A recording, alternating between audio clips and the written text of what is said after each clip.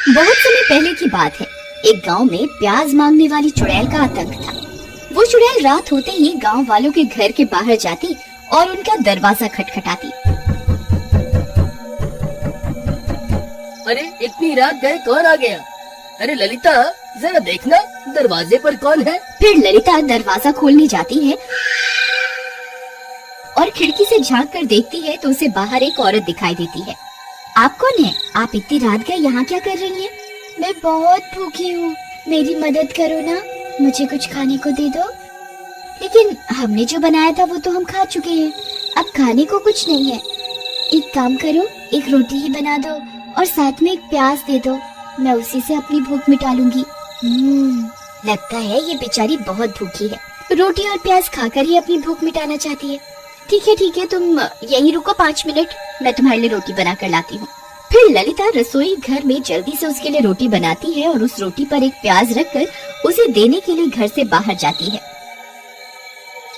फिर जैसे ही वह उसे रोटी और प्याज देती है, वह औरत चुड़ैल में बदल जाती है।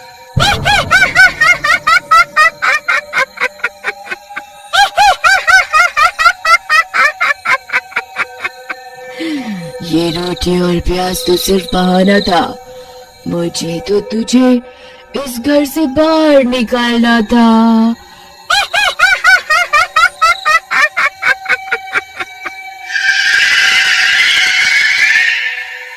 फिर वह चुड़ैल ललिता की आत्मा पर अपना कब्जा कर लेती है और ललिता बेहोश होकर गिर जाती है। फिर इसी तरह वो चुड़ैल रोज रात होते ही गांव में आती और किसी न किसी का दरवाजा खटखटाकर उससे रोटी और प्याज मांगती।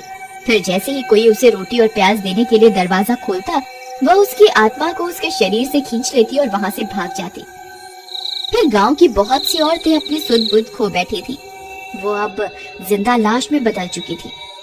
रात होते ही वह चुड़ैल जंगल में बैठे बैठे उन औरतों को अपने वश में करने लगी थी। एक दिन ललिता सोते सोते उठ जाती है और खंजर से रमेश पर हमला कर देती है। अरे नास बेटी, ये क्या कर रही है? मुझे जान से मारना चाहती है क्या? मैं अपनी मालकिन का काम कर रही हूँ, वो मुझे जो भी आदेश देंगी मैं उसे जरूर पूरा करूँगी। फिर रमेश उसे कुर्सी से बांध देता है और किसी तरह पूरी रात गुजारता है।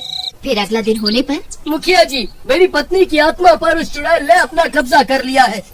अब वो उस चुड़ैल के इशारों पर काम कर रही है। कल रात उसने मेरे ऊपर खंजर से हमला कर दिया, वो तो मैं किसी तरह बच गया। अब हमें उस चुड़ैल का कुछ न कुछ तो करना ही होगा। तुम सही कहते हो, आज आने दो उस चुड़ैल को, उससे मजाक चखा करके ही रहेंगे। रात होने पर वो चुड़ैल फिर से गांव में आ जाती है।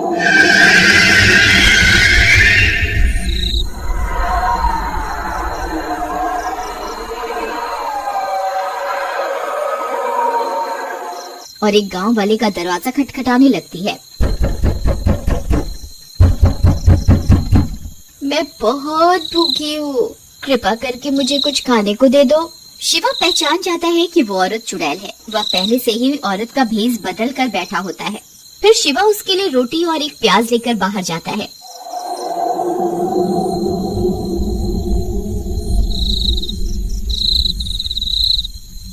फिर जैसे ही वह उसे रोटी और प्याज देता है, तभी वह औरत चुड़ैल में बदल जाती है। मुझे रोटी और प्याज नहीं, तेरी जरूरत है। अब मैं तेरी आत्मा पर अपना कब्जा करूंगी, फिर मैं इतनी शक्तिशाली हो जाऊंगी कि पूरी दुनिया की कोई भी ताकत मेरा कुछ नहीं बिगाड़ पाएगी। फिर वो चुड़ैल शिवा की आंखों में आंखें डालकर उसकी आत्मा को खींचने की कोशिश करने लगती है। लेकिन शिवा पर उस चुड़ैल का कोई असर नहीं होता। अरे ये क्या, मैं तेरी आत्मा को अपने वश में क्यों नहीं कर पा रही? ऐसा कैसे हो सकता है? क्योंकि मैं औरत नहीं, मर्द हूँ। तेरा यह काला जादू मुझ पर काम नहीं करेगा। तभी शिवा सभी गांव वालों को भी वहां बुला लेता है। सब गांव वाले हाथों में मशाल लेकर वहां पहुंच जाते हैं।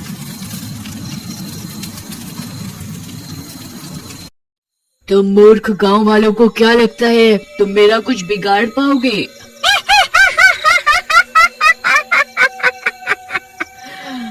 तुम मेरा कुछ नहीं बिगाड़ सकते। फिर वो चुड़ैल अपनी शक्तियों से ललिता को वहाँ बुला लेती है। ललिता की आत्मा चुड़ैल के कब्जे में होने की वजह से उस चुड़ैल के वश में होती है। ए गांव वालों, खबरदार, किसी ने मेरी मालकिन को हाथ लगाने की कोशिश भी की तो मैं उसका सिर उसके धड़ से अलग कर दूंगी। अरे रमेश भाई, अपनी पत्नी को कुछ समझाओ, वह ये सब ठीक नहीं कर रही है। ये चुड़ैल बहुत मुश्किलों से हमारे हाथ आई है, आज हम इसे यहाँ से बच के जाने नहीं दे सकते। अरे प्रीतम, ये सब तुम क्या कर रही हो? अरे चल हट यहाँ से, मैं कोई तेरी प्रियतम नहीं हूँ। मैं अभी तुम गाँव वालों को मजा चखाती हूँ। फिर ललिता रमेश पर हमला कर देती है।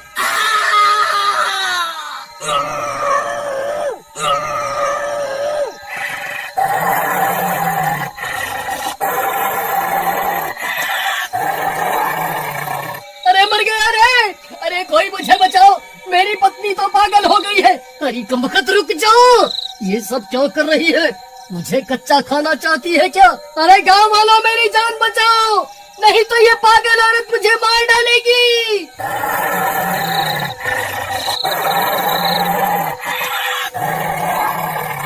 अरे मर गया रे! बचाओ बचाओ बचाओ! फिर सब गांव वाले उस चुड़ैल को छोड़कर रमेश की जान बचाने में लग जाते हैं और इसी का फायदा उठाकर वह चुड़ैल वहाँ से भाग जाती है।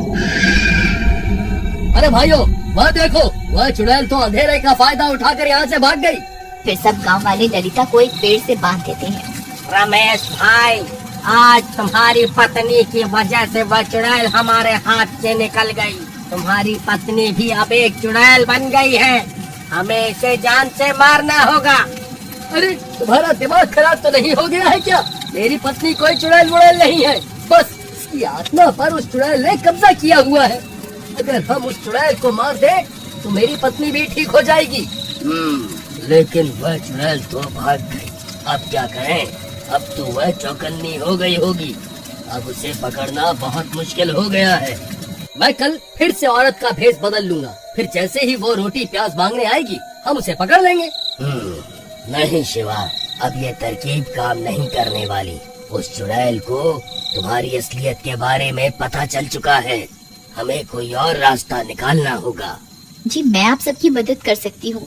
इस गली में सबसे पहला घर मेरा ही है, वह सबसे पहले मेरे घर का दरवाजा ही खटखटाएगी। ठीक है, फिर हम कल का इंतजार करते हैं। फिर अगली रात होने पर वह चुड़ैल फिर से गांव में आती है और मीना के घर का दरवाजा खटखटाती है। मीना खिड़की से झांककर उस औरत को देख लेती है और समझ जाती है कि वह एक चुड़ैल है। फिर वो औरत उससे भी रोटी और प्याज मांगती है। मैं बहुत भूखी हूँ, मेरी मदद करो ना, मुझे कुछ खाने को दे दो। एक काम करो, एक रोटी ही बना दो और साथ में एक प्याज दे दो, मैं उसी से अपनी भूख मिटा लूंगी। मीना उसके लिए रोटी और प्याज लेकर बाहर जाती है। फिर उसके बाहर जाते ही वह चुड़ैल उसकी आंखों में आंखें डालकर उसकी आत्मा को खींचने लगती है।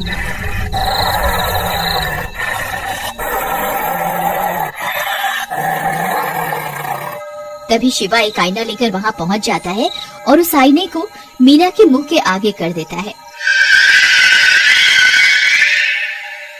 फिर चुड़ैल खुद की आत्मा को ही उस शीशे में कैद कर देती है। अरे ये क्या, मैं इस शीशे में कैसे कैद हो गई? गांव वालों, तुमने मेरे साथ धोखा करके अच्छा नहीं किया। मुझे एक बार यहाँ से आजाद होने दो, फिर मैं किसी को जिंदा नहीं छोड़ूंगी। फिर सभी गांव वाले भी वहाँ पहुँच जाते हैं। शिवा भाई, तुमने बहुत बढ़िया काम किया। शिवा भैया, एक काम करिए, इस शीशे को तोड़ दीजिए। इस शीशे के टूटते ही इस चुड़ैल के भी टुकड़े टुकड़े हो जाएंगे। फिर शिवा उस शीशे को जमीन पर पटक कर तोड़ देता है और शीशे के साथ साथ चुड़ैल के भी टुकड़े टुकड़े हो जाते हैं। मर गई रे। फिर चुड़ैल के मरते ही वे दोनों औरतों की आत्मा भी आजाद हो जाती है और रमेश की पत्नी भी ठीक हो जाती है। तुम ठीक तो हो ना? तुम्हें कुछ हुआ तो नहीं ना? जी, मैं बिल्कुल ठीक हूँ। फिर इसी तरह उस प्याज मांगने वाली चुड़ैल से पूरे गांव को मुक्ति मिल जाती है।